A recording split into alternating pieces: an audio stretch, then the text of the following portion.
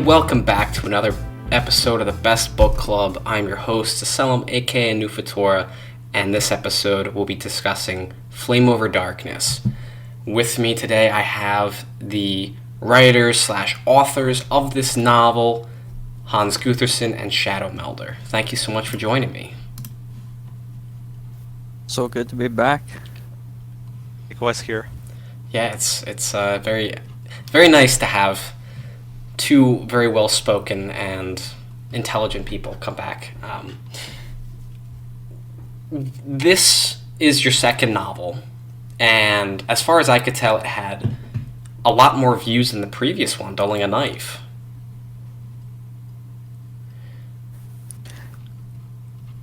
Yeah, I mean, we haven't tracked it the same way we did Dulling a Knife. When we wrote that, I was very much like Shadow. I want to know exactly how well that one's doing. So we made a Excel spreadsheet pretty much, and we tracked per chapter what it is. The other day, out of curiosity, I went through and did a rough estimate. Cumulatively across all the chapters on DA, it was like more than 250,000 views around there.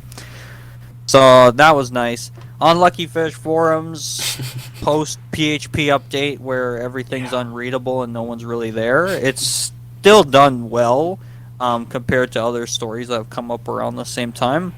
But I don't think it's reached like Dulling a Knife numbers. So it's kind of hard to compare them. And which one's more popular. Yeah. I mean, I'm not surprised that it has.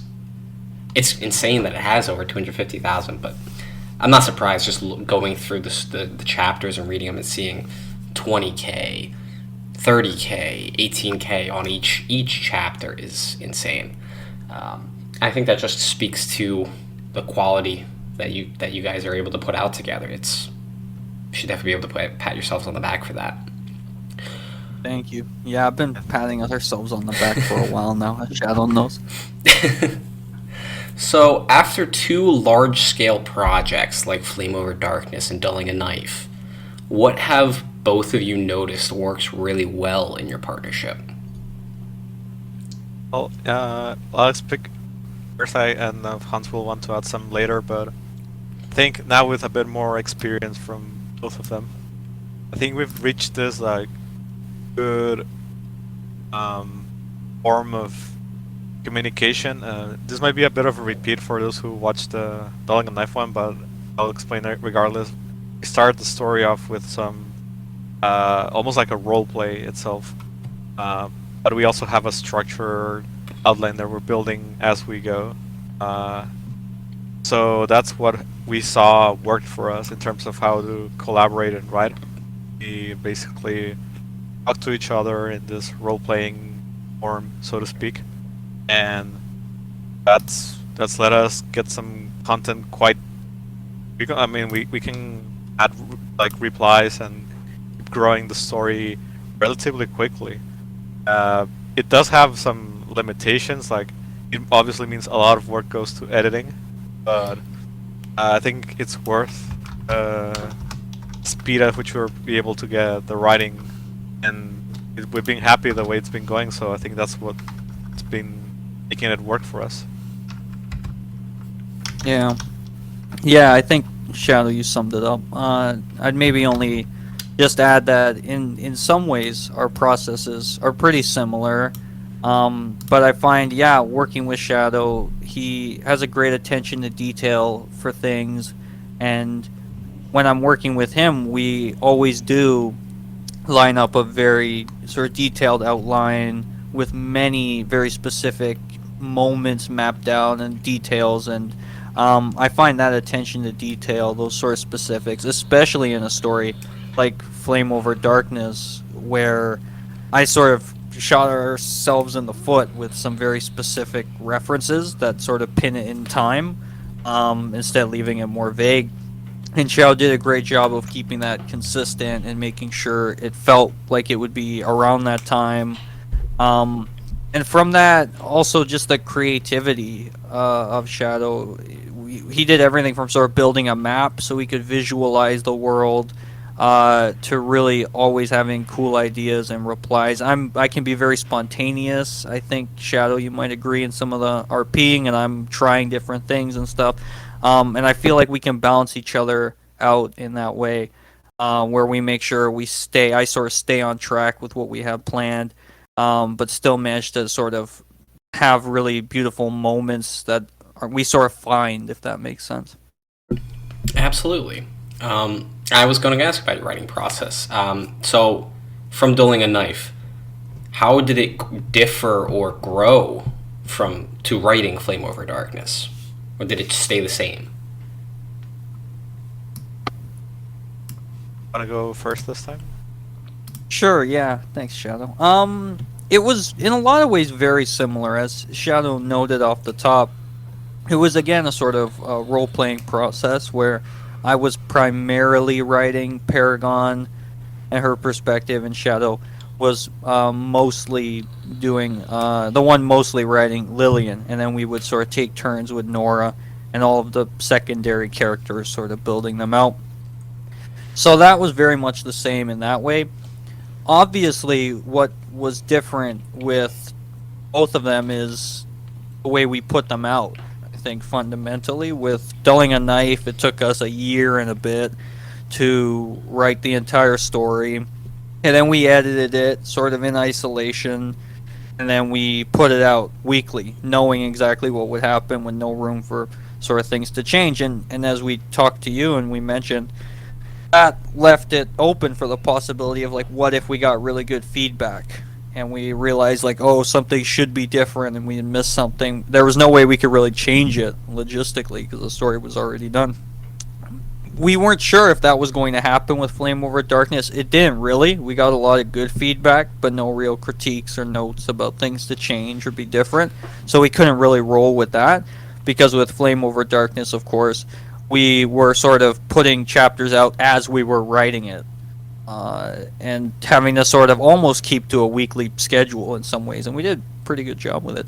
So in that way, the process was pretty different. I think it sped us up a bit, knowing we had to deliver, and that although we never promised a weekly schedule, we still almost worked at a certain pace that we were able to deliver it almost, I guess, coincidentally in some ways. I think that's sort of top line stuff. Shadow, what am I missing? Yeah, you got it, most of it. Another important detail, I think, is some people might have seen that we started this not as a story or as a novel that we wanted to do, like Dulling a Knife. This was meant to be a Halloween, like a short story that we just wrote, like, and shared. And then we were so excited about it. It seemed people were excited about it too, that we decided, like, yeah, we should make this something bigger. That part of the creative process was different as well. Okay. That's a great point. That's a great distinction, yeah.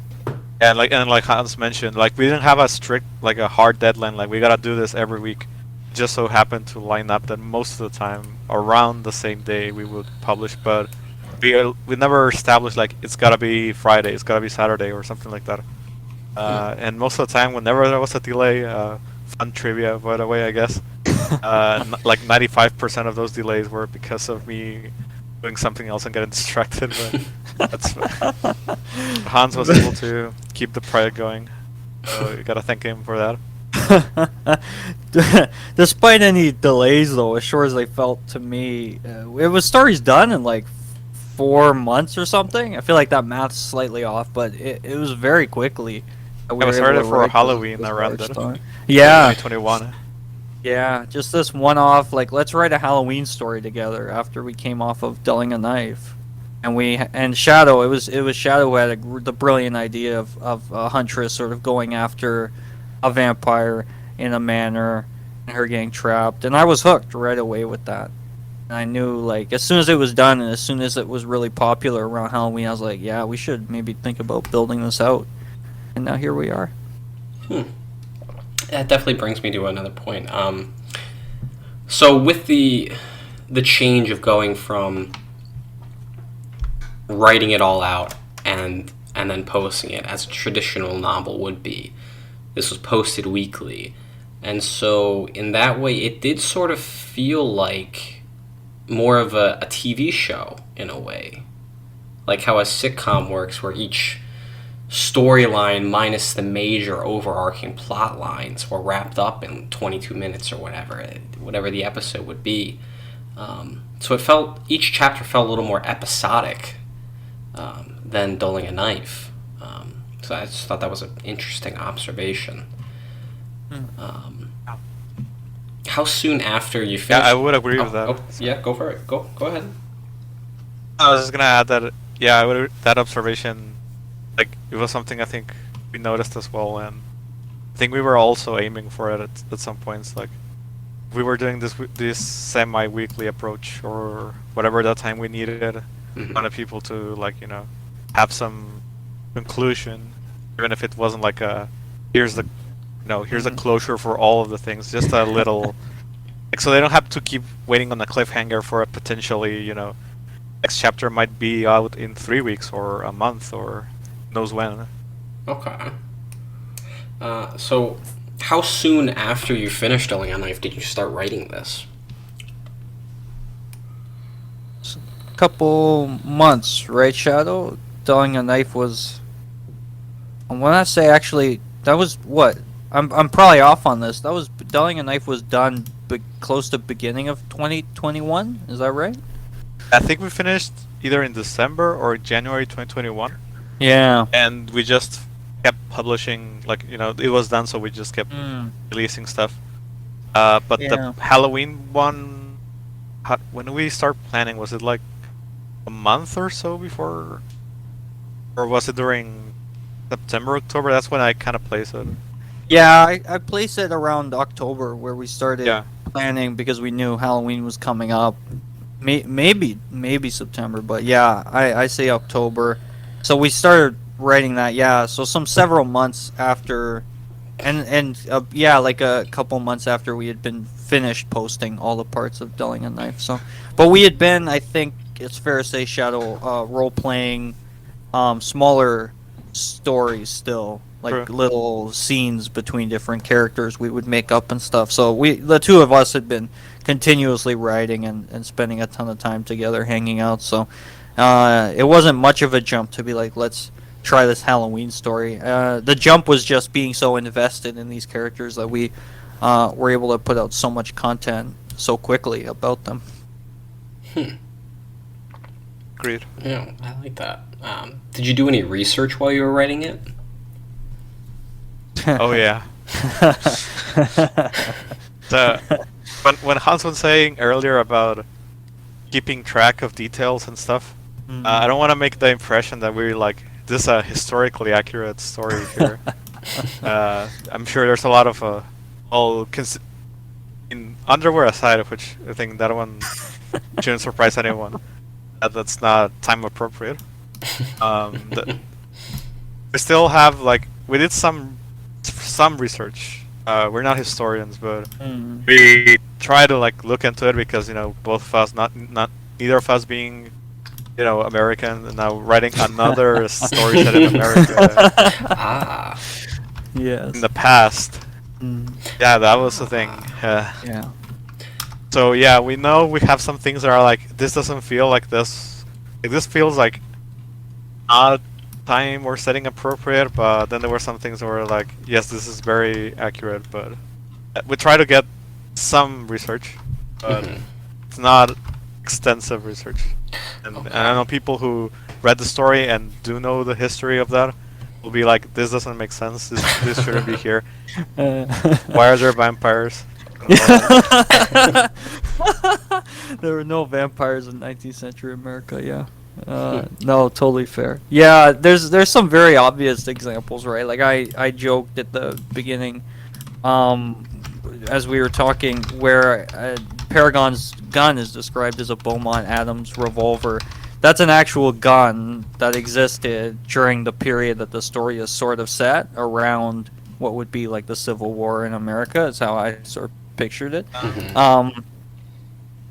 Yeah, I mean, Xiao and I think, are even a bit split on some of that, but I sort of picture it around that 19th century period. So from that, like, we, as I mentioned, Shadow sort of made up a map sort of taking on American geography, and obviously we take on some real life aspects and elements like the Mississippi and Appalachians, I think, and some aspects like that. But yeah, then of course so much of it is just invented with the vampires and details. But then details like the plantation is supposed to feel like to add a realism to it in some ways, and that's why we don't go too over the top. Like when you meet Jedediah, for example, I feel like he feels kind of fitting in that time, not like too ripped out of like Avatar or something. Yeah, for sure. I just wanted to add a small note here that it's more of a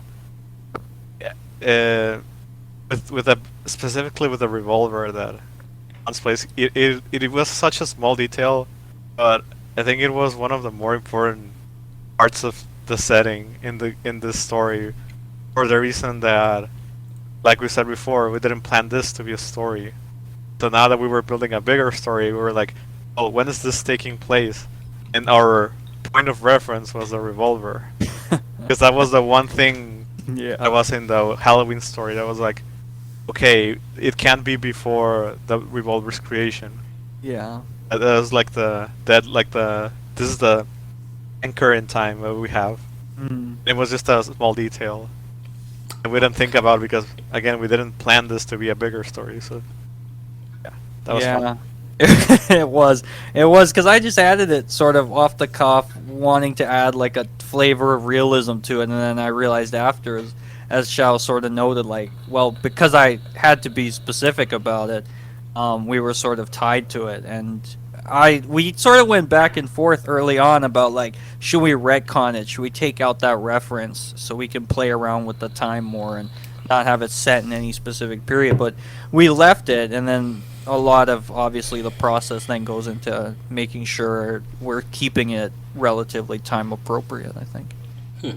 That is actually something I was going to ask about, because I did notice it was pretty glaring to me with that when you mentioned the Appalachian Mountains and the Mississippi River, that it was set in America. And so I guess with the fact that you mentioned that it was set in 19th century America also makes sense with the steamboat and the lighter. I guess you mentioned in the descriptions of the chapters many times it's a gothic fantasy story, and whenever I think of gothic fantasy, I usually think of like 15th to like really early times, and then the jumps to what felt like jumps to me to Industrial Revolution times with the steamboat, the lighter, the Beaumont Adams gun. It was interesting to try and place where it was, because people generally think of like monsters like vampires and zombies and that kind of thing. Like, I guess maybe not zombies, but like vampires and that kind of thing is olden times. So that's definitely a very good distinction to make, and I'm glad that you brought that up. How did the blood magic come about? Were there any ties to any other fictional stories that you thought of, or like how did it come about? You got this, Shadow. Blood magic was your baby. Well, my baby would be owning something that's bigger than me. I think fans of that property will probably already have seen the Perils, but for those of us who are unfamiliar with the material that I'm referring to, we based this magic system a bit, I'm gonna say mostly, but not quite, on a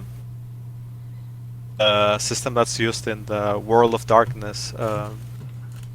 Let's call it like a universe, because I was gonna say, they have a lot of things, but yeah, that fictional universe, World of Darkness. We're not experts on it. We're not even like players in that tabletop series of games or any other video games or whatever they have. Just have some very casual, like, of its existence, more specifically like Vampire the Masquerade. And that's where we like grab into this, and people who are actually knowledgeable on that will see and go, "Hey, this is not how it works," and all that, and they're gonna be, no, you're just stealing that. That's what we're doing, basically. Okay. But yeah, that's the origin of that, and we try to keep it vague, as you might have seen. There's no hard rules about it, even though Hans Right. was very adamant on having those, and it would have been good to have as a reference. But Okay. we also wanted to keep it open because I think, like we said before, like this was the thing was being written as we went. Like there was no overarching. Like we already knew everything from the beginning, so we wanted to keep it open. We wanted to Yeah. change some scene or whatever, but we already had established how the system works, and it wouldn't allow it. And you know, that would have been some unfortunate event. Yeah. Yeah, it's a good point too, Show, because it feels to me, looking back, like the choice to have Paragon become a vampire in the end probably would not have even been possible if we had sort of created a very concrete system of how exactly it works and what is possible, and trying to plus the idea we have for it, as Shell sort of says, like there's a lot of different subsets of it, a lot of different ways vampires could use the magic, and we play around with that with Lillian making illusions and Nora being able to see the future and things. So potentially we could expand that out almost infinitely in a lot of different other powers. So yeah, I think keeping it open really helped us a lot for sure. Okay. Yeah. All right. I definitely don't know anything about World of Darkness, but I'll have to check that out. When It's a big universe. You're gonna need some guide there. It's easy to get lost. Okay. Speaking about the ending with Paragon turning into a vampire, I was kind of surprised that she wasn't more upset about being turned into a vampire. She just accepted it pretty easily. Did you have any alternate endings in mind where like Paragon just couldn't get past the fact that she's a vampire now and she stakes herself, or she splits from Lillian or something? You should take We this, did. Hans. Yeah, we did. Yeah, we did. We had basically a couple of the ones you mentioned, and we went back and forth a little bit on it. Shadow, I don't know how much we want to say about future plans, but that might help answer this question. But I'll just start by saying we did, when we were writing this, have to struggle with the question of what is Paragon's reaction to this going to be, and one of those potentials was she's going to freak out and go absolutely ballistic, and maybe she does try to kill herself, or maybe she is just furious at Lillian and Nora and ditches them, and they end on this very sad and pessimistic note. We then realized, for some reasons that we might get into potentially, that it would be better if we end on a note of hope. The what I wanted to leave readers with, I think what we both did, I should say, is that she isn't totally okay with it, but she's willing to become so with the help of her new friends. And I think we worked hard to try and set that up with her having the vision of virtue and realizing like the worries that she had in life, many of them just came from her own fears and her own sort of ignorance in some ways. Like Virtue was proud of her. Making friends with monsters isn't the worst thing in the world like she once thought, so maybe she could be okay too. So that's what I was hoping to leave readers with, but it also maybe works in some other ways for our purposes, but I don't want to maybe give too much away unless we're good with that, right, Shadow? Yeah, I agree with that. We do have things that could happen in the future. But leaving that teasing aside, I want to add to the fact that you were saying, Hans, that we were trying to build into this acceptance, or not acceptance, like more of a tolerance. Let's call it tolerance Hmm. of monsters. It's been a recurring theme throughout the story. Yeah. And Definitely. like obviously we have Lillian, of course, as she's obviously pairing up with her through all of this, even before they knew of the existence of Acheron, or well, Paragon knew of the existence of Acheron. But we also have been doing this theme throughout the whole story, where they either meet some monster, and it turns out it wasn't, you know, like the metaphorical, or I guess the psychological definition of a monster. Mm. They were just physically a monster. Hmm. And then we also saw humans, or physically humans, with the mentality of a monster, or what we would describe as a monster, Yeah. and making it so this hard dichotomy of like you're either a human or a monster, making it a bit more blurry, and that would hopefully set up the expectation on the reader that perhaps it's not completely, bleak scenario. That it wasn't. There wouldn't be a not out of nowhere like now she's happy with it. No, it would be like the conclusion of all of these learnings throughout the story that maybe not all monsters are bad, or maybe not all vampires are bad. Probably would be more accurate. Nice. That's beautiful. Yeah, I like that. You definitely pressed that home without beating us over the head with it or making it entirely obvious. You did that in a very subtle way, and I really like that. I didn't necessarily think of it when I was reading it, but it definitely rings true. Um, with Paragon meeting Virtue towards the end, was that inspired by the part in Harry Potter where Voldemort kills him and he meets Dumbledore in the Crossroads? Didn't I say Shadow he was gonna make that comparison? I called it. Well, I said yeah. comparison. I I did mean- have the image in my mind. Yeah. Totally, yeah. But it feels like just such an familiar idea in some ways, that like they're in a wide open space and they Yeah. have a vision. But yeah, I would say like I kind of, but more it's just the whole concept of having a vision, and it felt like a place that was wide and open, maybe heaven. I don't know. What do you think, Sheldon? Oh, I agree with you. It wasn't like supposed to be just like, oh, here's the Harry Potter moment. Right. Obviously, it's not the same. Yeah. But I do think that we did have some inspiration in it, and some of it was intentional.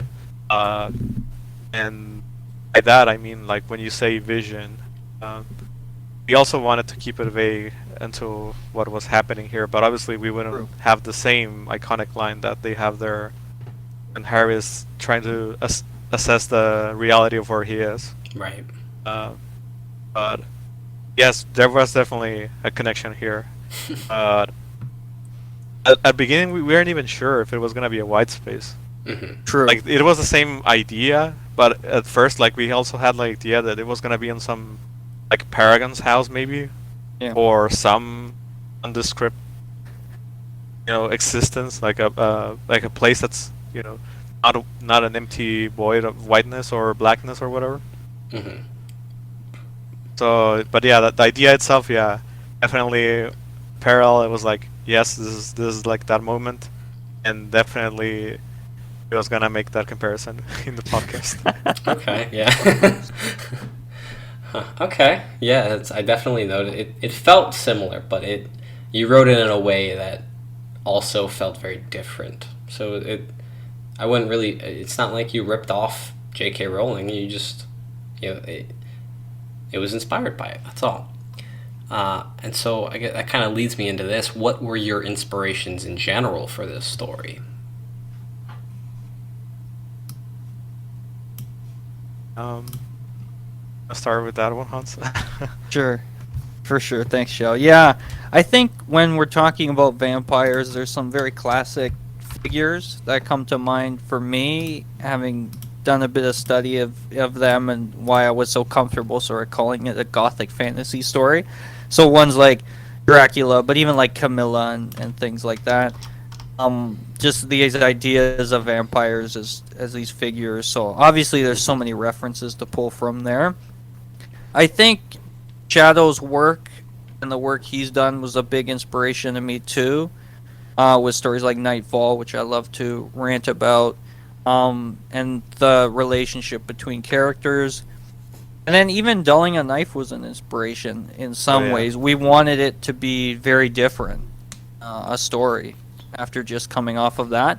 So I think in a couple ways it's an inspiration, both in how we wrote it, in the arcs that we wanted to have for the characters. By that I just mean we wanted to have a lot of change that was very visible in the characters, and we wanted it to feel like a sort of shared journey for a few of them, which I think we really hit in Flame Over Darkness.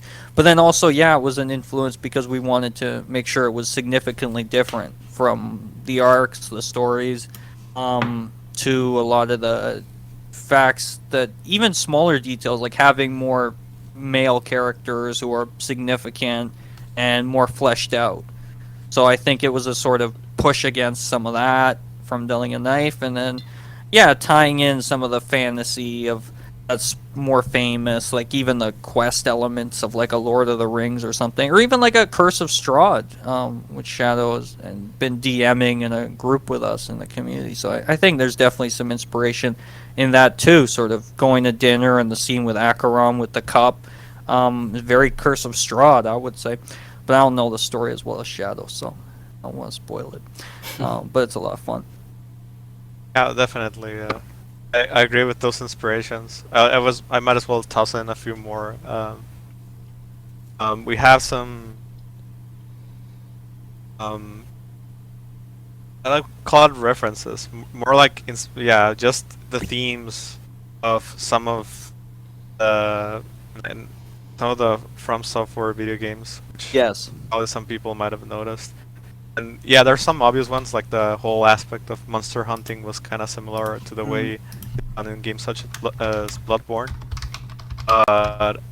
There's also some other more passive elements, more specifically references that the games themselves make to, for example, like Buddhism or Shinto mythology. We didn't go heavy into these, of course, but some elements there I think some people might have caught on, like for example the whole aspect of rebirth that was present in the story, both literal and metaphorical. Those kind of things, like we got a lot of things from very different sources, from the typical or more classical, like we're doing a vampire story, so we're gonna go for vampires and how they do it, and getting a bit more crazy fantasy from other fantasy things we know. Well said. Yeah, that's. I guess definitely implications to other things. Maybe not references, but I'm familiar with a couple of From Software things, but I've never actually played them because I don't like games that take a high level of difficulty to beat. Don't get Shell started. It's okay. No, I'm kidding. Yeah. Well, okay. So here's a little bit of a segue. From Software's games are very difficult, and you have to struggle with them quite a bit to get farther. What was the thing you struggled with most when writing this story? Oh, good segue. Yeah, very good. Good. Yeah, that's you'll say it's a challenging question. You're gonna struggle to come up with an answer. Exactly. Where do we start? Yeah. Well, personally, for me, one of the major struggles I had was, since we just come off with From Dulling a Knife, making it a story that felt different, Dulling a Knife, because in some surface level aspects, they're very much either similar or like very like close, and we wanted to make sure that it still felt different enough that they wouldn't be just like, oh, this is just Dulling a Knife in a different like setting and with vampires, like, you know. Like obviously we still have some elements that are like, okay, these are both like the two stories have the same two protagonists and this kind of thing and what just happened and all that stuff. But yeah, I think I think we did good with that, but that was definitely one of the major struggles, as well as one of the like role playing stories, or just role playing in general that we were doing. Hans and I, there was one that we were doing. Didn't became a story, like we didn't share it anywhere, but it was definitely one that involved a vampire. And it was one that was like, well, I mean, this character Lillian is looking very similar to this vampire. And we had to like make it more distinct and all that. Those were my challenges for me. And those were the things that I always had in my mind, that I was like, I had to make sure that both were being dealt with, or every time we wrote. Yeah. But that's the name too. I mean, there's obviously more, and I'll let Hans continue on. That's such a great answer, though, Shell. Thanks for those. Yeah, I can definitely agree with both of those all the way. Because, yeah, that character you mentioned in that role play is incredibly hot. So, yeah, it was tricky. I think it's time, Shadow, I bring up one of the sort of secrets of the story that I don't think anyone has noted except for us, which I think is a good thing. I think I know which one you mean. Yeah, and this was one of the challenges for me. So, as enough you may have noticed, but maybe not, the story never once, not once in the entire thing, ever includes the word wedgie. Not once. We never did it. That is very in a true. wedgie story. Not once is it ever in there.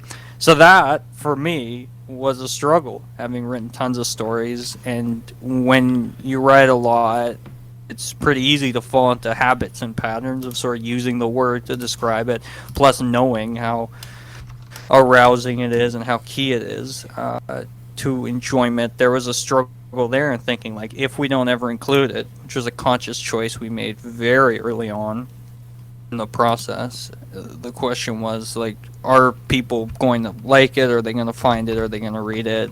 For the viewers who, if you're AP, like to hit Control F and type in wedgie and skip to the parts. That's what I'm doing right Like, now. That's what I mean. And you're gonna try and find it, and it's never gonna be. Are they gonna get pissed off? They're gonna say, "How do I quickly skim through this story to find parts to that are gonna excite me?" You can't do that. So that was a struggle for me, and there were a few instances where Shadow had to catch it and say, Very good. you include the word, we got to cut that. So that was a challenge, but a fun one. And by the end, I was sort of like challenging myself to write sentences differently, to not just lean on the word, and to describe things a bit differently and things. So I think that was a fun challenge. Yeah, definitely keeping it different from Dulling a Knife, like Shadow said, and just some of our other stories, a sort of pattern, Shadow, too, that you and I noticed with a lot of the RPs we had done, and with like Dulling a Knife, is our characters always sort of end up together in a romantic relationship, and we wanted to try and turn away from that too. So I think a challenge for me was in making sure they became friends but not like lovers by the end of the story, and I think we did a good job with that too. But that's a couple of struggles, I think, for me. Two very good ones, by the way. Yeah, that was Thanks. especially the fact that you didn't put Lillian and Paragon together. I think that was very refreshing from especially your kind of writing, Hans. It was Yeah. very different take, and I think your struggle paid off. It definitely felt like an entirely different story from Dulling a Knife. Right. Take a step back a little bit. How did you come up with the names for the characters, especially Paragon, which is not a name that I think anybody has on the planet? How did you come up with these names? Yeah. Good question. Yeah. Shao, do you want to go? I'm trying to remember specifically for Paragon. I think with her, and correct me if I'm wrong, I think we wanted it to be like a title more than a name. The idea that maybe she has Ooh. another name that isn't Paragon, Interesting. but we don't ever make that explicitly clear. I think that's what you and I were sort of discussing at one point. Right. And then I think Paragon, because of what it means, that she would be sort of the pinnacle, this ideal. And I guess constantly we're challenging that idea with her actions and how she is, and is she really a paragon? A paragon of what? Right, is a good question too. So I think that's it. That's why, like, Virtue, probably not her real name either. That's like her monster hunter name. It might be something else, but that's the name she goes by. And then Cinderstone, Flint, like the connections there between fire and stuff. Again, it feels like huntery names of sorts. I think, to answer that part of the question. Okay. I would imagine that's the implication. And I say I imagine because we're not entirely sure about how that one went. But I think the theory some people might have, if they were thinking about like how that came up with, would be, from my point of view, that Virtue, having been the one who adopted Paragon, was the original, and Paragon took his name or was placed to it by Virtue, who calls her Spark, and that's where that name came from. Even though writing it was the other way around. Like Paragon came first, and the idea of Virtue. As for other names, I think the others were more normal. I think normal in the sense of like there wasn't a special story to them. We try to find names that were kind of setting appropriate-ish, with some exceptions, obviously. Main one being Acheron, but I think the name itself speaks for us of why we chose that name. Yeah. So you mean that Paragon isn't a name that was handed down to her? It was like she was written second. Second name, you mean? Like you said that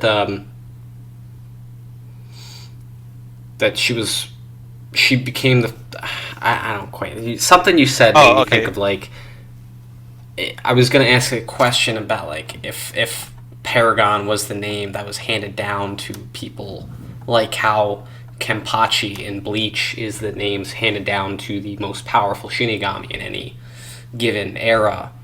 I see. Well, I think we kind of left it open, but I don't think it's meant to be a name that like it's not meant to represent a statue of like this is the name the most powerful Monster Hunter takes. Yeah. More of like the question is whether it's her actual like name that like she's represented by, or it's just a name she presents with she presents herself. That was what you also meant with that, Hans? Yeah, exactly. Like the sort of title that she had given herself, or Shadow, as I think you mentioned, that maybe Virtue had given her at some point. Okay. I like that. It definitely raises the question of what is she really a paragon of, and why did Virtue give her that name, if that is the case. To divert... what was that? No, I agree with you. Yeah. It is a good question. And I think it's more so a question not based in why wasn't this explained in the story. It's more so, I wonder if they'll explain this in future stories. You hook readers in that way. Diverting a little bit from that, here's a question about the story. Why is every single creature type able to speak English? That is a good question. That is a good question. Well, I can give you several answers, and you can choose which one you think fits better, which one you like the most. I like it. First, and I think the most quote-unquote obvious one would be to make our life simpler to the translation and make it all direct. But if you wanted to have a more flavorful answer, well, you could say that these creatures all said living in this area of like, yeah, we travel throughout the story, but it's still all set within America. And well, that would be the language they use to communicate with other creatures in the area, or humans if they have dealings with humans. Some of them do. Not all of them are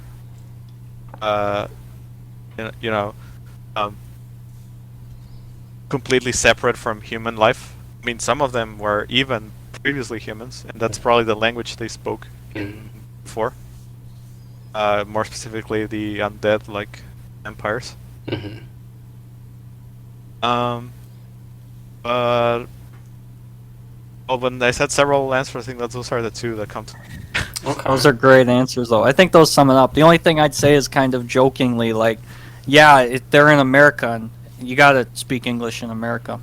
But no, I think Shao, you summed it up when you said, like, sort of to my joking points, the fact, like, these creatures have to communicate with each other, and they probably have been speaking English for a long time. They've probably been in America for a long time, trolls included, hiding in seclusion, vampires from the shadows, humans who have been speaking it at this point historically for however long.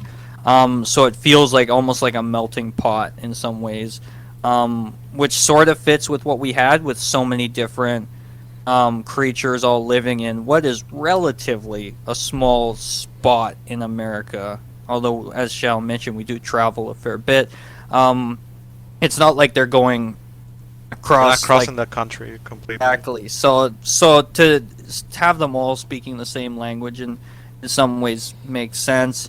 We also had it in mind that some of them would be capable of speaking other languages, like the troll would probably have his own language he would speak. That's why his name is not like Frank or something, Right.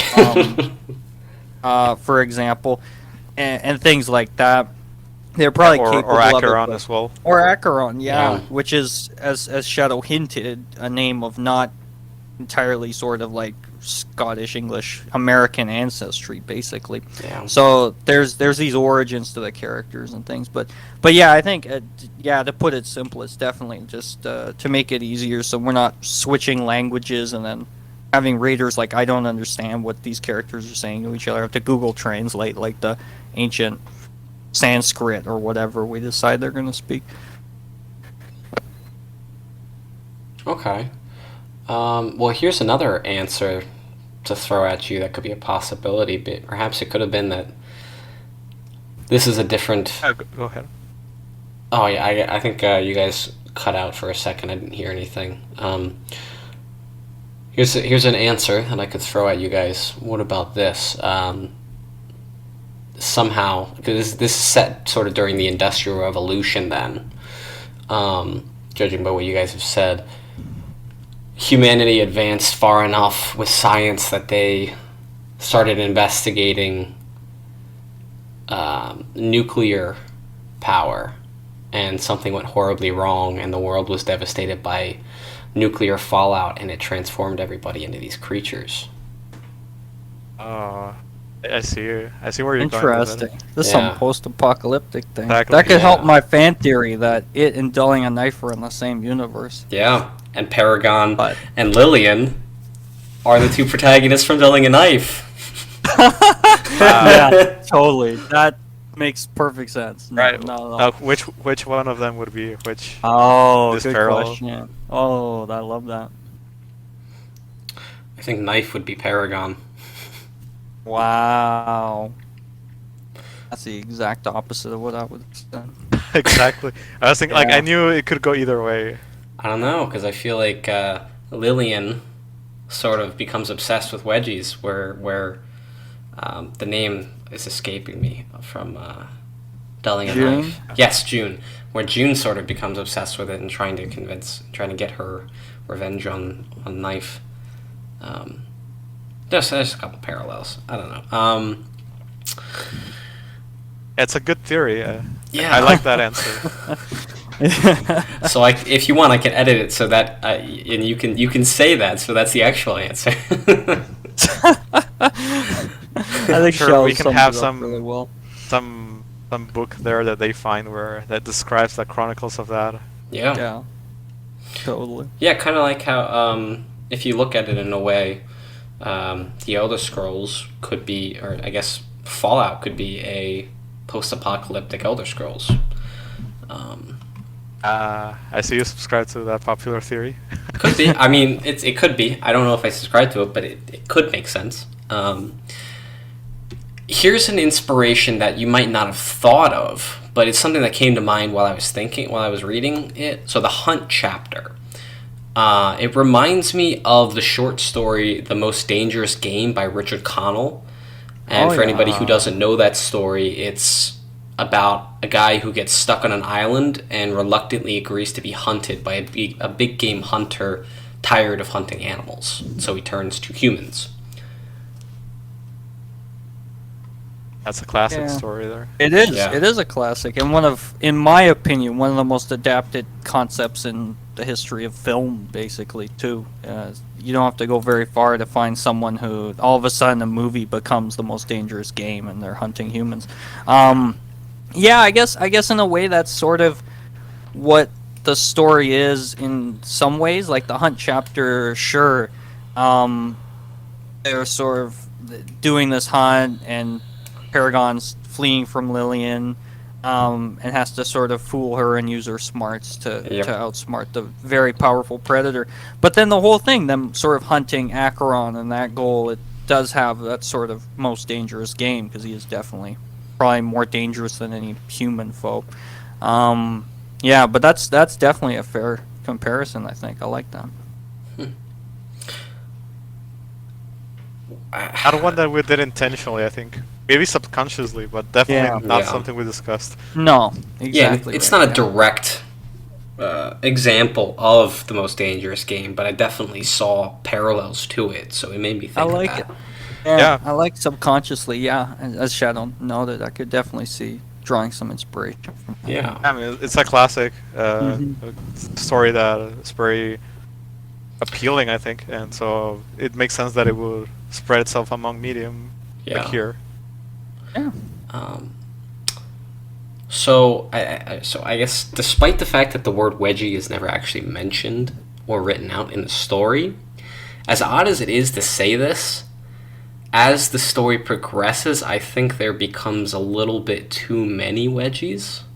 Wow. The Interesting. beginning was really good because of the carefully thought out plot with just a couple wedgies sprinkled in here and there that kind of made sense with it, and they seem to crop up more and more as the story goes on. So my question really was Hans gaining more control of how the story progressed as time went on? And, no, definitely not. I wouldn't. You would not, no. Just kidding. Yeah. It was whatever happened there. It was a conscious effort of the two of us. Okay. But I think the difference here, like comparing it to Darling and Knife, even though that's one story we didn't want it to be compared with. Mhm. There's definitely more towards the end. Yeah. But here I think the context is a bit different. Mm-hmm. In sense of, well, first of all, we have more. Let's put characters who are like voluntarily or are not coerced into wedgies. I think that's the way to put it. And by I mean not that everyone wants to get wedgies and give them, but more of in the sense like, and Darling and Knife, June and Caroline, they have very clear dynamic where Caroline is the one giving wedgies and June is just taking them, and she's doing it because she has a goal. Right. Like she's forced into it. Whereas here, even from chapter 2, I think, and I think we got one comment. I think it was in maybe Lucky Fetish or maybe it was in DeviantArt, where it was more they were telling us like how it was interesting that there wasn't a clear distinction between who gives them and who gets them. Yeah. Mm-hmm. And in that sense, I think the idea was that, well, either of them could be giving or getting them at the time. And maybe specifically the last couple of chapters, or, well, actually, just the penultimate chapter would be, we had a ton of them. Oh, yes. That one was a special Yes. one. That was more of a, you would call it like a festive chapter. It was more of a, this might be the last night of us. Yeah. In that sense, it was like we're just going all out on that. Mm-hmm. Like they knew they were coming to this final confrontation where they don't know if they're gonna make it out alive. Yeah. So they might as Yeah. well go crazy on it. Great But point. But I think yeah. there's more subtlety to it than that. It's just I think that's the difference between the two, and why in this story that we did, we got more of them because they weren't a tool of coercion by one party to the other, so Right. to speak. It was both a prank and a challenge between the two of them as they were trying to play, but also, I guess, in a way, establish themselves against the other one in this sort of like dynamic. Hmm. They didn't want to be left behind and being the one taking the wedgie. I guess that's a way to put it. Okay. Yeah, that's great, Shadow. And I'd just quickly add that, yeah, I feel like what you noticed enough is in Dulling a Knife, we set up right at the very beginning that wedgies are a big part of the world, sort of central to a lot of the socio, I guess, relationships that people have. It's a symbol of power, and it is how people assert dominance instead of like using guns, for example. Right. So it's not unexpected, and it's sort of commonplace, and you sort of are waiting to see them in a story like that constantly, and you do get them pretty constantly in Dulling a Knife when so much of the story revolves around them. In Flame Over Darkness, we hint that this is really only a thing, the wedgies, I mean, that Lillian and Nora have sort of created among themselves and have done, and it doesn't really spread beyond there at all, period. So having so much other action take place totally separate from them, fighting a werewolf, scenes with Raymond singing, for example, and the list goes on where they're not even really mentioned until someone gives a light pull here to bring them back into focus. Having so many of them in one scene at the end where it becomes like a really big part of the chapter more than almost anything else. However, the second to last chapter has a lot of important character moments with the blood that she's giving to Lillian and some hints about relationships and things like that. But definitely I could see like not having that foregrounded as much in the story and then having so much of it come at you to be like, wow, that's a lot. When really it's a lot for them too, and they make a note of it, but it really is, as Shadow said, like, this could be our last day on Earth, so let's have fun in the way we've sort of been having fun. Just take that to the extreme. Yeah, it's definitely it definitely feels more like just a bonding experience for the two. And I like that you kind of turned it from the first encounter where it was more so just a predator playing with its prey in the first chapter, and then switching it into this is just the way they bond and grow and then have arguments over. For sure. Yeah. So That's a good point. We should have brought the bonding. You're totally right. You're on point with it. yeah. Yeah. So you talked about like at one point, like there were a couple times where music was sort of the center focus and wedgies weren't part of it at all. With the songs that you put in the novel, did you write them? And if you, how did you come up with them if you did? Good question. That Yeah, was you got this. that was just luck. We did come up with the songs, but if you try to sing those, or if you know like music theory and like read those, you'll be able to see like this doesn't make sense or this could be better and all that. We're not songwriters. We just wanted to have songs in there, but we didn't want just to copy songs from Right. time. Even though that would probably been easier finding songs time appropriate. We wanted them to also narrate stuff, either things that happen or just reflect on the themes that were presented. Yeah. Two songs here, of course, being the Moonlight Couple Yep. and the lullaby that Lillian sings that I can't remember as a name. And what about the one that Raymond sings? Yeah. That one would be the Moonlight Couple. That's Moonlight Oh, was it? Couple, Yeah. Okay. Yeah, that one I think some people might see some parallels there on who this Moonlight Couple could be. Obviously, we're not trying to say that this song is about Paragon and Lillian. More of a this song has some story that's similar to Paragon and Lillian, but it's not really them. Right. And I think that was my favorite moment from the story. The novel entirely was the moment of Raymond singing it, because Oh, It nice. I think that was I think that from my point of view that was the aspect that was the moment of the novel that gave the most characterization and fleshing out of a character. Yeah. Yeah, he took Royman and from just a meathead, he wants to go on a hunt, but we don't know what he can actually do or if he's actually ready to do it. And you change him into this well-rounded character that has a vulnerable side. And he plays music and he can be intelligent. He made me care for him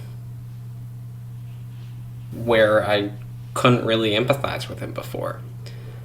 What were your guys' favorite moments from the story?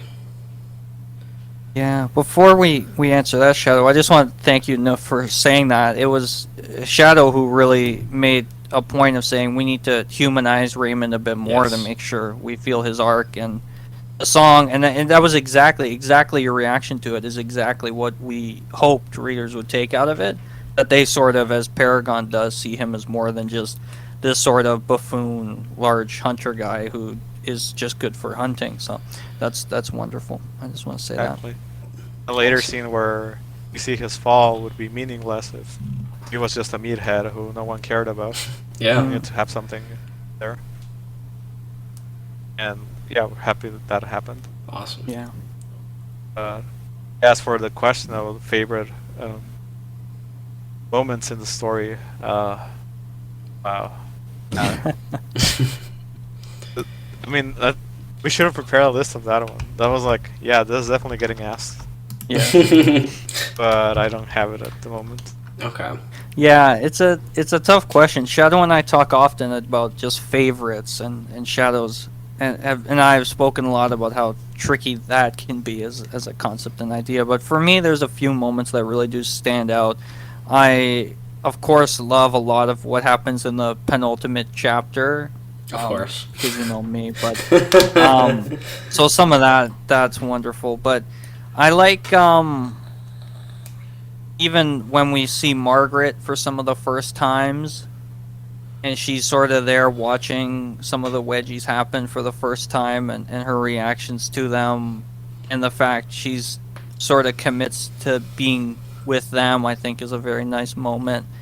The first chapter, I think, holds a special place in both our hearts, Shadow, I think, if that's fair to say.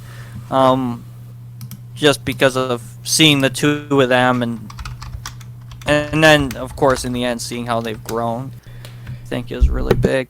I like some of the very subtle things we did as well. Like, I love the flowers and the symbology of them and Jedediah, and when we hint at who the werewolf was in that fight very subtly. I like that moment a lot. I don't know if anyone would catch it. Things like that. There's a lot that I really like. And of course the lullaby moment. I was incredibly excited for that for a long time. That's probably my favorite moment because it comes at such an important part in their relationship, like an important moment, I should say, for the two of them after they've been fighting. And you realize, like, they are very different people, and we've known that. Like, how are they actually going to pull this off? And then Lillian shows this sensitive side to her, and then they start sharing, like, Paragon shares her backstory more, and I feel like it's very powerful, very emotional.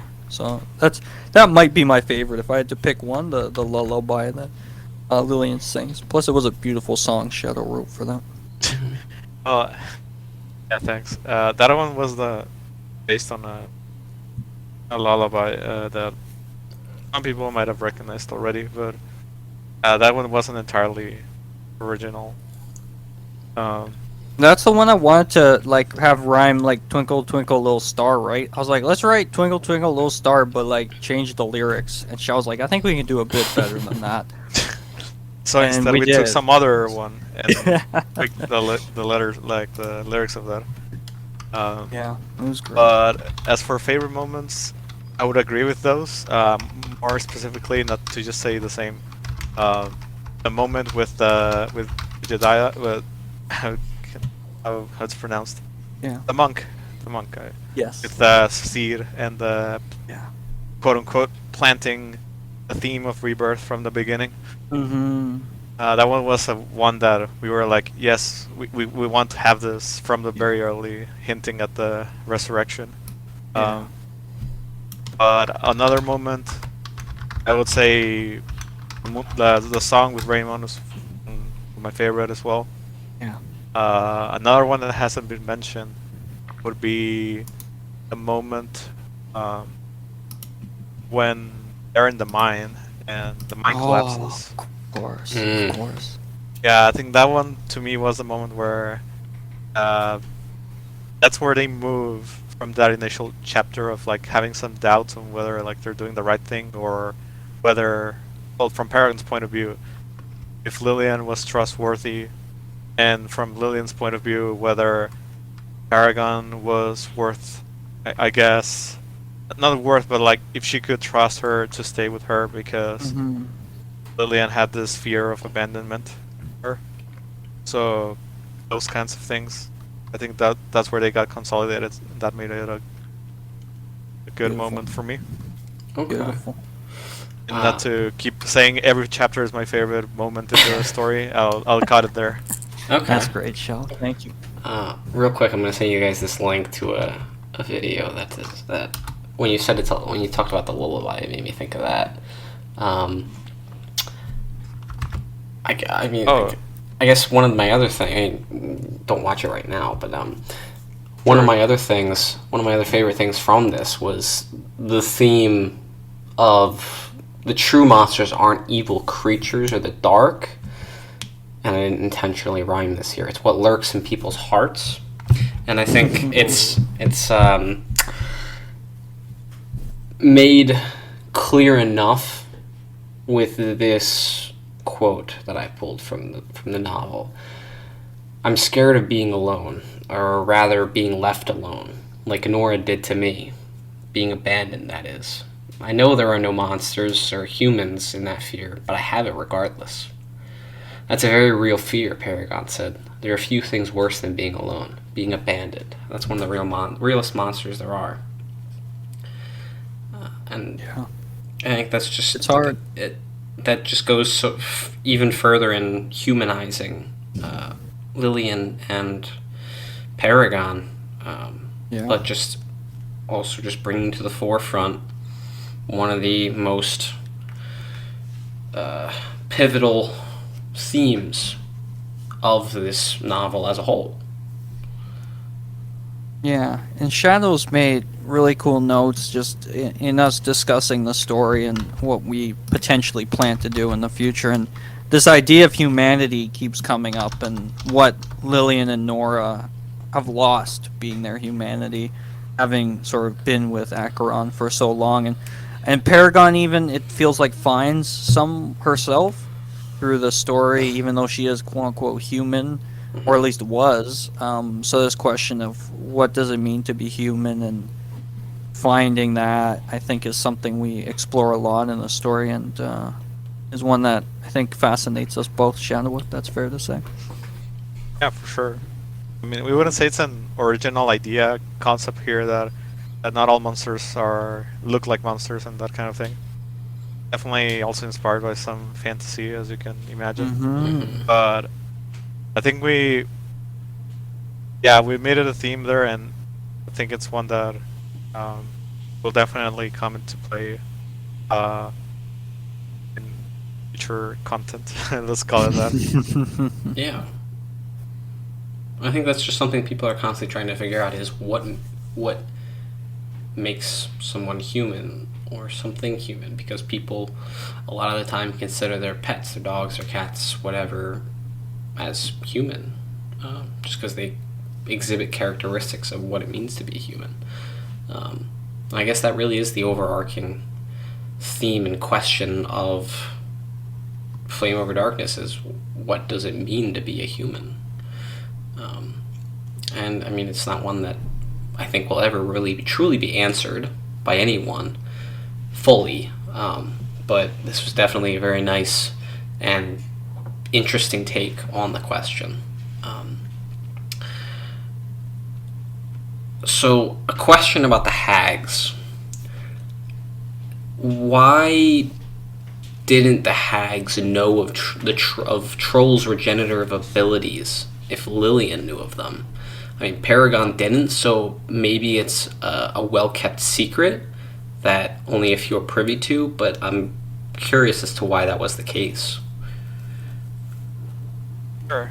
I'll give you a couple of answers, and you can pick the one you like the most. The one I'm thinking is more one I thought in the back of my mind, because it's a fair concern, it's a fair question. Is that the idea, which is also resonating with the theme we just described, what it means to be human and all that, is that the hags, which we didn't, fair enough, we didn't describe a lot. We left a lot unanswered about them. But I think the vibe we were trying to get with them are this, so powerful entity disguised in, what someone could pass off as some like more innocent creature. But the idea is that they're powerful, they're not good, but that they can be reasoned with. However, to them, others are beneath them. Not just because they're just narcissists or whatever, but because they literally they can't match their power, and in that sense, they might place themselves in a way that's not the same level playing field as others, even though they're both monsters, like they are above them. And even more so, that was with the vampire and the human. Even more so with the troll, which they would think is just, a lowly creature, because they are, in a way, they're not extremely powerful. They're not very diverse in this area. In fact, like the troll describes how they've been basically scattered among the area, like they don't have any power. But in that sense, I guess it's that classic trope of you're clouded by your arrogance. They think like there's no way this, like Lillian, Paragon, they would try to get Troll to, well, first of all, communicate with them. Second of all, agree to do such a thing, whereas to make a fake, fake his death. Like, why would they do all of this trouble when they could just kill him? And vampires, especially Acheron, would be like that. They just kill.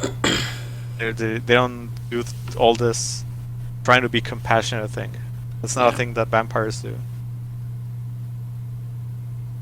But again, that might be just from their perspective. They're in such a place where they don't think something like that would be something they would try to do. Like, for what purpose?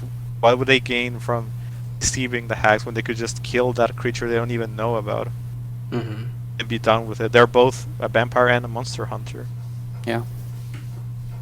Interesting. Makes perfect sense. Yeah, and I think the way you go about Lillian and Paragon's solutions to the hag's request also further amplifies the theme that you're looking to bring up, of that not all monsters are monsters and not all humans are human, where Lillian is the one who suggests they try just talking to the troll, and Paragon is the one who said, alright, we have to kill it. Yeah. So the dialogue that you give the characters, especially Paragon, Lillian, and Margaret, it threw me a little bit from time to time, because it seemed that, especially when it came to whoever was getting the wedgie, they would change from the semi-formal speech that would make sense in a 19th century Gothic fantasy setting to more of a present-day speech, where there's more contractions and slang, I guess, in a way, like gonna instead of going to, like things like that. It was odd to me. I can give you a couple answers to that. as Shao would say. I mean, yeah, just quickly to jump on that, I think at a base, more comedic level, like people who've gotten wedgies know when you start getting them, the way you react and the way you speak is probably going to change because that's pain and that's discomfort and that's very different. And embarrassment, like Paragon is very quick to swear when it's happening, which Lillian does not do, and there's still very distinct like differences in the way they speak. Lillian does sort of keep that formality and some of that more cute embarrassment compared to like Paragon's like panic, like anger in some ways. But yeah, definitely like the pain of it, the embarrassment, humiliation is gonna have some effect on their speech and the way they talk. Yeah, maybe we could have maybe we could have done a bit more to sort of keep that consistent. But I feel like overall, they're still the way they talk generally is reflected, I think, in when they're getting a wedgie and what the differences are there, except for slight like trying to quickly get a point out, or maybe like the facade of language is slipping a bit as they're trying to deal with like the situation that they don't really want to be in at any point. If that makes sense. True. Okay. Yeah, we weren't very like rigorous when it comes to keeping each character with their own vocabulary or the way their figures of speech that he used. Like we had some like general pointers, like Hans said, like Lillian would be a bit more formal and a bit more on the cutesy side, so to speak. Paragon would mostly swear and be more rough in that way, like the language, the words they would use. But again, it was more of a guideline rather than like a strict rule. Like we gotta do this, like this, like we did have some moments of like, oh, would Paragon say that or would Lillian say that? But it wasn't a rigorous check that we did every time we had a wedgie scene or a chapter. So yeah, I agree. Like if you feel it wasn't good enough, that it wasn't like they switched too much between their style of speech. That's why we didn't check for that too much. We weren't so rigorous with that. Okay. Which I mean, all things considered, like it's all very anachronistic. A lot of words, even excluding wedgies themselves, it wouldn't be in place in that time. The figures of speech would be different. Swears would be different. So on. Like we weren't accurate even from the first chapter. So like, I think we're like any pretense of reality. I think that flew off the bat from the first. Yeah, there were some instances I know early on when I thought about trying to bring in more of that, like some scene where early on where I wanted Paragon or somebody to be like, get your head out of the latrine or something, but that while kind of accurate, wasn't really accurate to the time and just didn't really fit as well. So yeah, as Shadow noted, we were able to play around with the timing of it a bit to sort of not make it kind of that jarring to readers, I think, too. Okay. So I kind of want to dive a little deep into the ending. What were your takeaways after finishing it? How well do you think it lived up to the rest of the story? That kind of thing. Okay. Yeah. Okay. There's something else I wanted to say, but yeah. I think it did. I feel like as we discussed earlier, talking about the challenges of making sure it felt earned, much like with telling a knife and those sort of arcs. I felt it was nice. I especially like the very ending of it when we end on "They're not alone anymore," paraphrasing. I thought that was very beautiful and sort of summed up a lot of what we were aiming for throughout the story.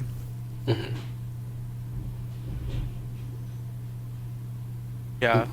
One takeaway I can think of, and one that Hans already hinted at before, was that writing it the way we did, as in like this episodic format that we keep writing as we go, so to speak. Like there was some planning ahead, but not like we didn't have everything figured out. We're just thinking a few chapters ahead, kind of. That had its advantages, its pros, but it also has some, not some good things that we'll have to keep it to account for future writings we do together. Whether this worked for us or it's better to do the Dog and Knife way, where we do the whole thing and just release it. I guess there's a more traditional writing process, like the way novels are written and so on. Yeah. And also, when it ended, I was also very much in the mind like, I want more of these characters. Hint, hint. Wink, wink. Okay. One thing that I do have a question on is how Lillian was able to come back after Acheron snapped her neck. Was that just a blood magic illusion? I'm confused about that. Exactly right. illusion. Yeah. Okay, okay.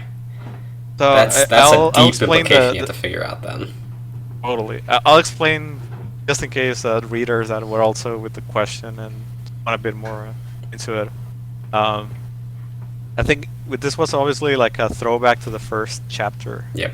Where Paragon is hunting Lillian and he finds Lillian, shoots her, but it's not actually Lillian, it's an illusion of her, which dissolves into mist. That was a throwaway there, which also takes place in the bedroom. Right. The idea here was that Lillian's plan, and we made it purposefully vague to make the surprise reveal that, hey, it's not actually Lillian. Lillian says, I have an idea, and then we switch to Acheron's point of view, and that's the cut we do there to make it sure that the illusion is already taking place. So they basically keep the amulet out of the question, but Acheron doesn't know that. So on his mind, everything's still real. No one's using blood magic yet, because the amulet is still on effect. So when he sees Lillian and all of that happens, from his point of view, all of it is real. And we've hinted before in the story that Lillian's illusions, back when she was on her prime, as you said, they were indistinguishable from life. Like like you couldn't tell them apart from reality. So even Acheron holding her, because she lifted her, and doing the snapping, he couldn't tell that he wasn't holding anything, that it was all mist. That's the idea there. That it was such a life-like illusion that, he and us, being in his point of view in this story, we fell for it. So in a way, you could call her Mistborn. And I love that. A little bit of a deep cut joke, but yeah. Not for us. That's why I said it, because I knew you guys would get it. Yeah, it's deep cut for us, I suppose, and not for the. Well, I guess for the audience, I guess. Yes, for the audience. Yeah. What do you think? I guess did you? Okay. Whatever. I'll be honest here. The battle with Acheron kind of felt a little bit underwhelming to me.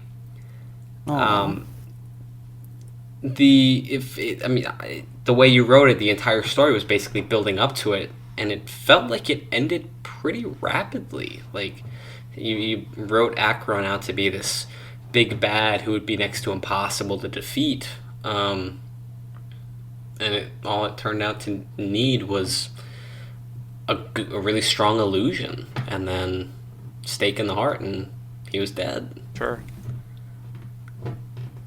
Yeah, we discussed that a bit, and Shadow very quickly made the point of, like, logistically, that fight's going to be over very quickly, one way or the other. Like, realistically, being as powerful as he is, he could tear them apart, snap all their necks. It's going to be over really quickly.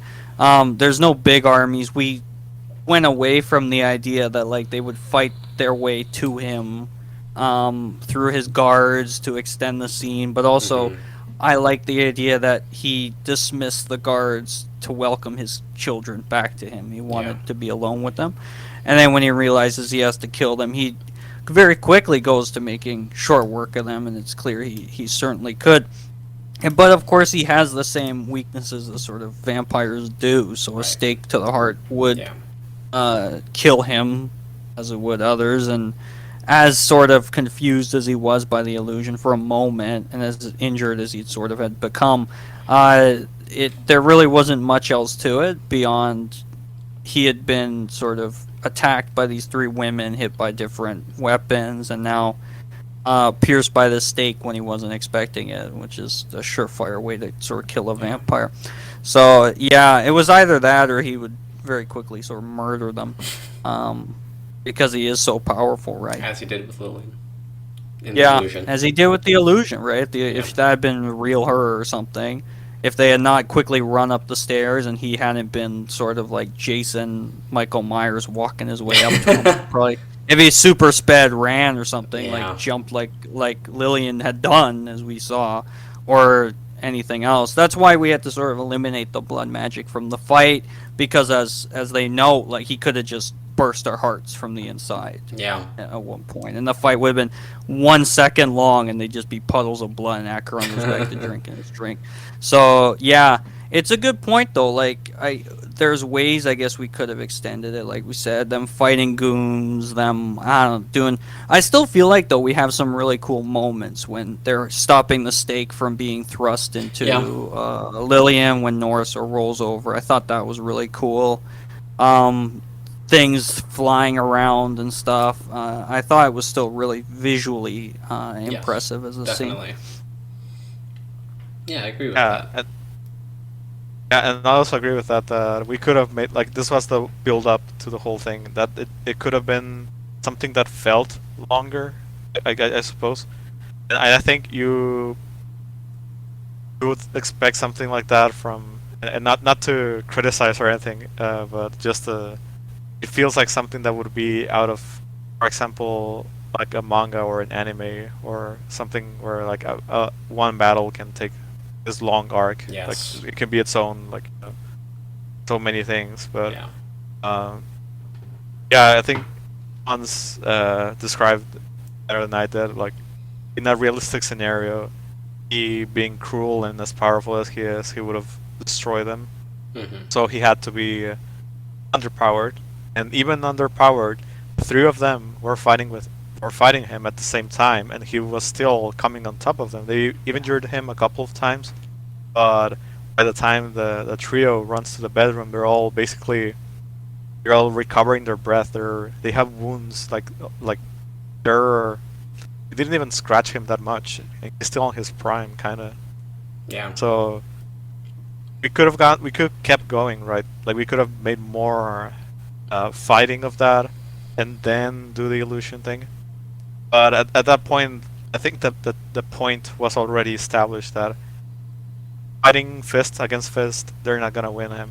Like he's gonna keep winning him. Like he almost killed all of them at some point during the fight. He could have, like, next time could have been the one that did it. Yeah. So I know that the amulet prevents all blood magic from happening, and so that was why Acheron was so underpowered in the fight. I don't know. I don't quite remember, because I know that Acheron was able to use blood claws later on to kill Lillian or Paragon, but was when Lillian used the illusion, did Paragon still have the amulet? It was off. Okay, because that makes sense. Yeah, okay. that's yeah. I think it goes back to your question about did he actually kill her? Yeah, at that point we hint that the amulet had been turned off. That's why when Acheron's dying, his last words are like, "The amulet." He realizes like, "Oh, you turned it off." So that's why he creates the claws in that moment. Yeah, Right. and he's able to kill her because blood magic's allowed. Yeah. Yeah. Okay. So it's just because he wasn't aware of it. That's why he didn't kill them all immediately in that moment. Okay. Exactly. Yeah. Okay. He thought it was still on, so he went by hand, went to kill Lillian. And realized, oh, jeez, illusion. They got me. So it's not. This is getting a little bit into perhaps the nitty gritty of blood magic. So it's not really like you feel something when the amulet's near you. It's just that you can't use blood magic. It's a good question, and one we discussed in some detail before. Shadow, do you want to sort of take that. I think we sort of answered this a bit when we mentioned how vague we wanted to keep it, but I think Xiao, you can maybe give some Yep. good details on It's this. possible to keep it too vague. Hmm. From our point of view, the reason we did this is that Lillian and to an extent Nora, they weren't really scholars of blood magic. Mm. They knew how to use it on their own way, illusions and divination. Right. But the real scholar of blood magic was Acheron. He was the one who knew the nitty gritty. He was like, if you thinking about like tabletop games, he was the dungeon master or the game master. They were just the players who were, just they had a good grip on it, but they were still not the ones who knew the rules entirely. Yeah.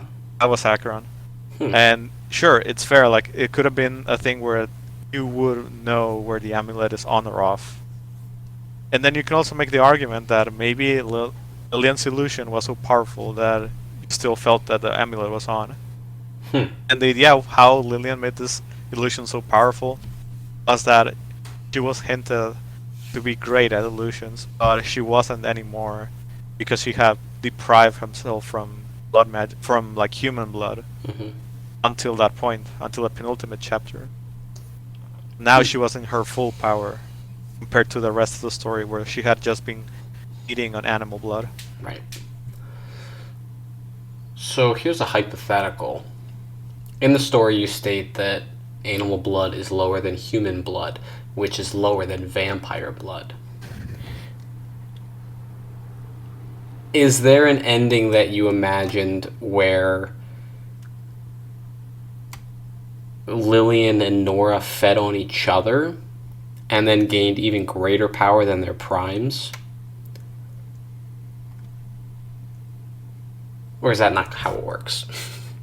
Well, Hans, I don't know if he, if you had that in mind, but for me, like, just hearing this question for the first time and not having an answer, the first thing that comes to mind is like, if Nora steals Lillian's blood, and then Lillian steals Nora's blood, like, they would increase their power when their blood gets stolen. So it would be like it's called like, basically they exchange the power between them, so Okay. it's still the same power. Yeah. Like unless one of them got deprived and didn't feed, maybe that probably would be the scenario I would think of, where Okay. one of them is weak and the other one is twice as strong, so to speak. Yeah.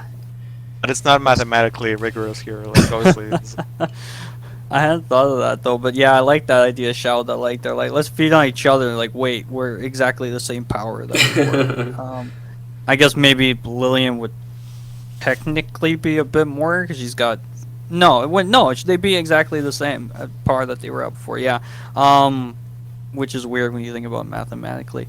Yeah, I mean, this gives me an idea for maybe in the future. There's a vampire who's like just feeding on other vampires or something, and they gotta like, I don't know, take them out on the hunt or something. But no, it's not something we had ever thought of, them feeding on each other or vampires feeding on each other before this. It's an interesting question, but one that makes sense when you think about that. Yeah, like when they break down how blood magic works at one point, they do mention vampire blood being the top of this pyramid, Yeah. so to speak.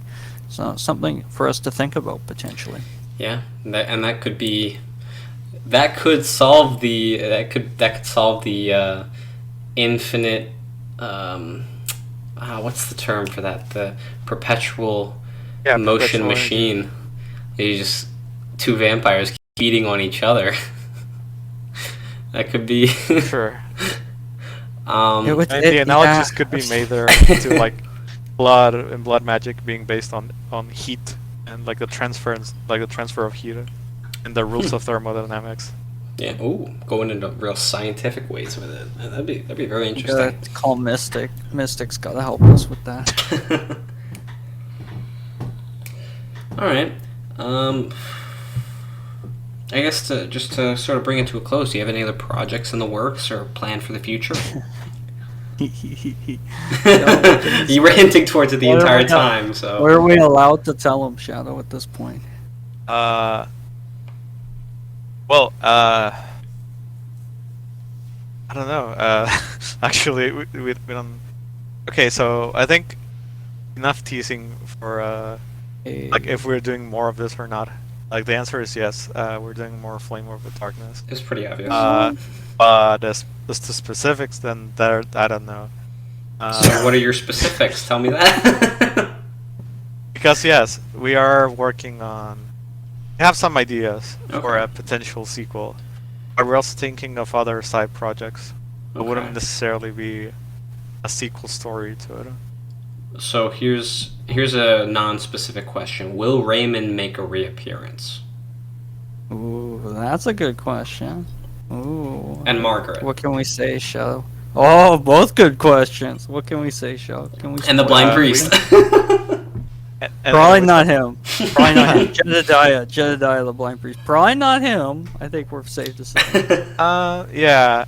Let's just say, yeah, it's possible. I don't know if we want to do the thing. I mean, you sound very excited to reveal what we're doing, Hans. So Yeah, I am though, but I don't know. It might be too early. That's the thing. I want Well, to though. I want. You can tell me and I can Alright. cut it out. Alright, I'll disclose the way we can, if you're okay with that, Hans. Yeah, please. We're working on not quite a video game, but a mod for a video game. Ooh, Gary's mod? Not Gary's mod, unfortunately. Okay.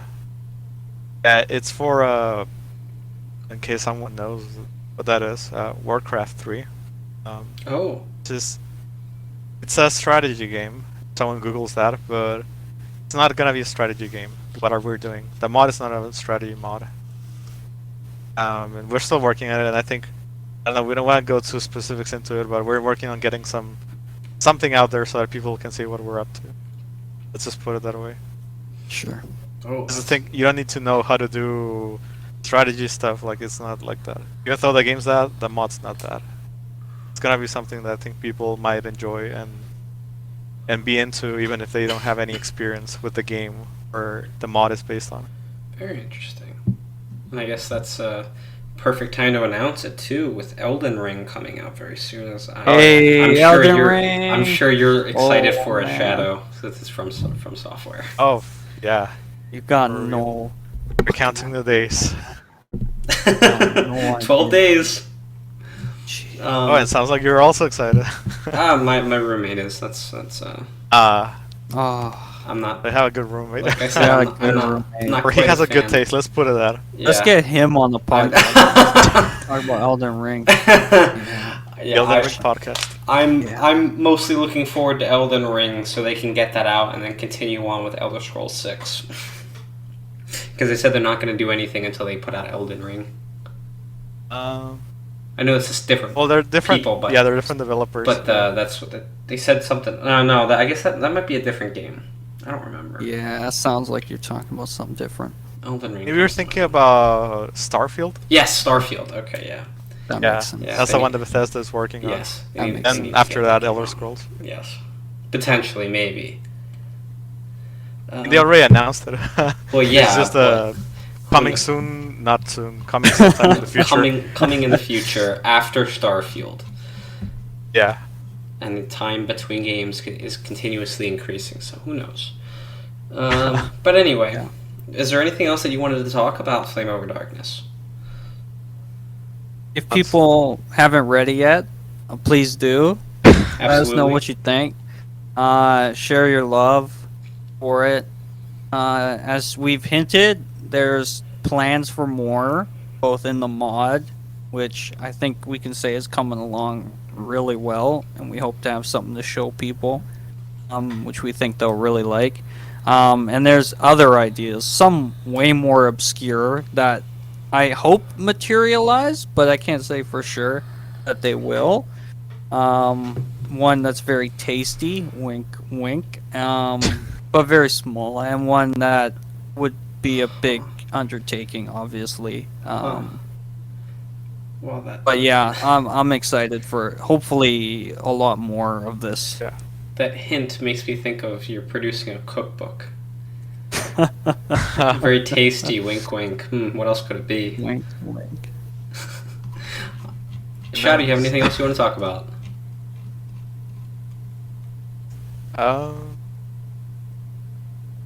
Well, just yeah, we're very excited about Flame Over Darkness, and Yeah. we're still gonna be on it. Sorry if we were too big. Like we want to have a big reveal. Like at some point we even joked like, what if we get like a video out of the mod by Yeah. the time the podcast? Yeah. But nah, we're excited We're about close. We're excited about the other Flame Over Darkness projects as well. We're Yeah. just Okay. doing everything Flame Over Darkness. Yeah. Nice. That's our life right now. That's why we're big. We wanna wait until we have something more concrete to show and not just be, you know, We just don't want doing to be like we're From doing this Software. and not having anything to show for it. Yeah. Yeah. So maybe in the We don't want to be future. Elden Ring 3 years ago. So maybe we can do. Maybe in the future we'll have an E3 for Wedgie content, and that can be. you can unveil a teaser for things. Yeah. But anyway, definitely check out Flame Over Darkness if you haven't yet. It's. I hope you don't care about spoilers because there is plenty of spoilers in this. Oh yeah. Hopefully you already read it. Otherwise, I don't know if you'll. Sorry. Well, I mean that's If you'll- that's, Apologies. that's what I'm hoping people do is they see the story that the episode's about and then they go and read the story and then listen or watch the podcast. So anyway, definitely give this a read, give it a reread, give it a favorite, give them some feedback, and the same for me. Give me a comment, give me some feedback, and give me a follow, subscribe, whatever you want it, whatever platform it's on. Thanks for listening to another episode of the Best Book Club. Thank you so much once again, Hans and Shadow, for coming on. It was an absolute pleasure and blast talking to you about your second novel. So much fun. It was a great pleasure for me, and I'm sure for Hans as well. Absolutely. Having us here again on your podcast, giving us this space here. Such a great opportunity, and you're a great host, and hope this helps your podcast and it keeps growing as it has. Yes, I hope so. Yeah, it's been another episode of the Best Book Club, and I will see